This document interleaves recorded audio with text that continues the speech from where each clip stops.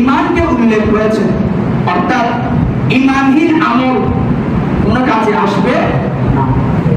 যেমন আপনি বাজার গিয়েছেন, বাজার ক্রয় করলেন, বাজার কিনলেন, তোলের মধ্যে রাখলেন, কিন্তু আপনার তোলের মধ্যে ধরা নাই, বাজার পুরোটাই থাকবে না। তেমনি ভাবে আপনার মধ্যে যদি ঈমান না থাকে, রাত্রি 24 ঘন্টা ইবাদত করলে আপনার ওই ইবাদত কোনো কাজে আসবে না। সেই জন্য মেন হলো কি ঈমান। আপনার ঈমান ঠিক থাকলে আপনার আমল ঠিক থাকবে। ঈমানবিহীন আমল কোনো কাজে আসবে না। সেই জন্য জান্নাতে যাওয়ার জন্য পূর্ব শর্ত হলো কি ঈমান। জোর করুন না সুবহানাল্লাহ। যে ব্যক্তি থেকে ঈমান নাই কিন্তু রাত্রি ইবাদত করে জান্নাতে যাবে না।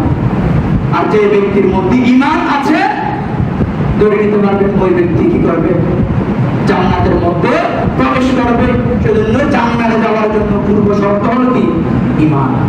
সূরা কাহফ এর 137 নং আয়াতের মধ্যে মহান আল্লাহ তাআলা ইরশাদ করতে লাগলেন, ইন্নাল্লাযীনা আমানু ওয়া আমিলুস সালিহাতি কানাত লাহুম জান্নাতুল ফিরদাউসি নুজুলা। নিশ্চয়ই যারা ঈমান এনেছে এবং ভালো কাজ করেছে তাদের জন্য রয়েছে জান্নাতুল ফিরদাউস। জোরে বলুন না সুবহানাল্লাহ।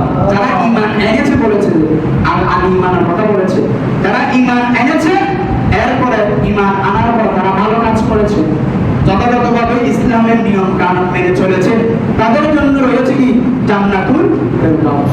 জোরে বলুন না সুবহানাল্লাহ। অতএব ঈমান আকীদা ঠিক রেখে মহান আল্লাহ তাআলার দরবারে ইবাদত বندگی করার আমাদের প্রত্যেককে সেই তৌফিক দান করুন। সকলে বলুন আমিন।